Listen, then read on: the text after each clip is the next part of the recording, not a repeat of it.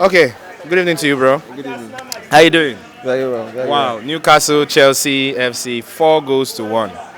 What a humiliating defeat for Chelsea. So, what do you really feel? Because now, judging from how Chelsea's performance has been in their last two matches, starting from Tottenham down to Manchester City, one would have expected a fair match between Newcastle against Newcastle, but it turned out to be a disappointing loss for the team. So, what are some of the things you see in this game? All right. Thank you. First of all, like you said outrightly, we were expecting Chelsea to turn up against Newcastle today. Like you said, against Man City, against Tottenham, and even the Arsenal games.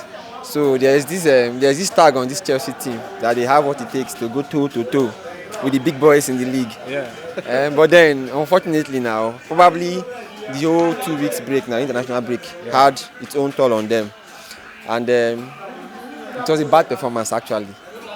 Thiago Silva, Conor Gallagher, Reece James, and a few others, they played like morons, headless ones. Headless moron. I'm telling you, it was so bad because you saw the goals now. The first one, they were just off, and then even Sterling, he got a goal, but then decision making was very poor.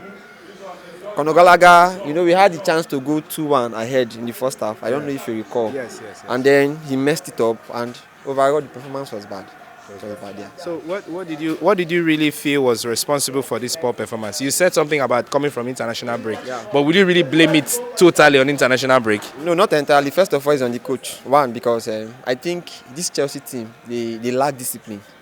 If you check the stats of the teams with the most number of cards this season, Chelsea ranks number 1. Are you serious? Yeah, I am.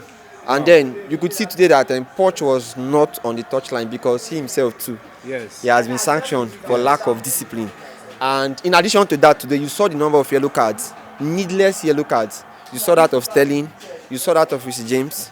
Too many needless yellow cards. So it's something I think is on the head coach. He should work on that. Because if they had kept their head cool and calm, this game would have been like, 2-1 down is still game on. Yes. But 2-1, a needless mistake from Thiago Silva, a needless second yellow card from Reece James, and that was it. So, lack of discipline, and then, like I said, is on the coach.